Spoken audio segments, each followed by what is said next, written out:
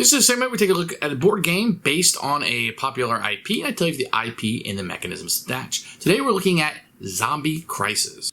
If the die ever goes below 1, you will lose the game as the zombies will come in and overtake your establishment. First thing you do each round is take one of these scenario cards. You're going to do what it says. Find the traitor and place him in Stone Hill. Reshuffle the deck if needed.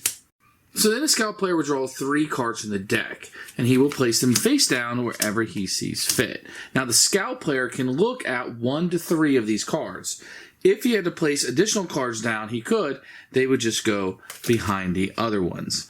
So what he'll be able to do, the other player will be able to take these and place these out wherever he wants. You could put multiples on the same one, or I could put 1 on each. Then any face down cards are then flipped over and will begin to attack them as the game goes on.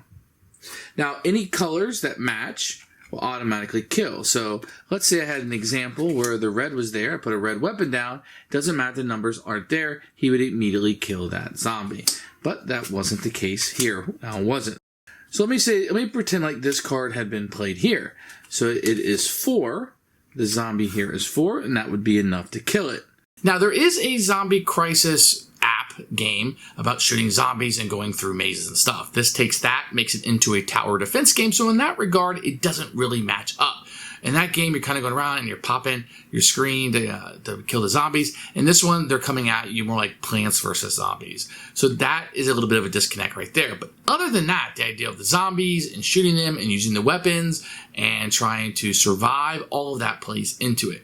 This is an interesting 2-player game because you're really playing one half each and you're just not allowed to communicate. That's instantly going to turn people off, but it kind of is weird and interesting how it works. It's almost like one person is up in a tower kind of looking down and seeing what's happening and trying to communicate to you to how to set things up. It's kind of niche. It's kind of neat. It's kind of something out of the ordinary, what you're going to see. I think it's very unique. But as for the mechanisms matching the game, it does have a different play style while keeping the theme, keeping the story going a little bit. But there is a disconnect from the app. So if you're a big fan of the app, I think you're going to get that zombie killing here. But the app isn't going to give you the tower defense that this game is going to give.